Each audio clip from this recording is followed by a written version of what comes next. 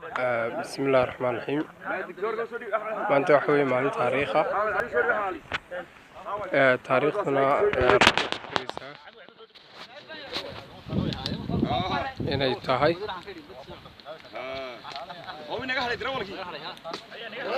14 bisha December 2018 waxaan joognaa buurta Libaaxley oo ah waqooyiga qol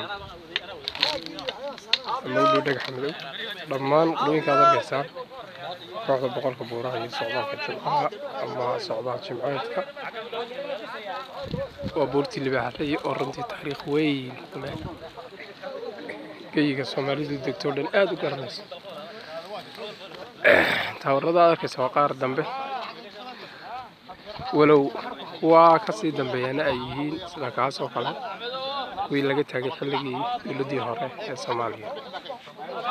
laakiin inta waddanku soo noqday ee dowladaha dambana kuwana runtii iyo qaar kale oo fara badan oo tan iyo ay ka mid yihiin baa dhulka laga sameeyey ka waa dhulku aad u taariikh badan yahay saaxiibkiin Barxad Laawi Cumar inaan maqonne oo shaqaysteen maqalka ilaa السلام عليكم ورحمة الله وبركاته.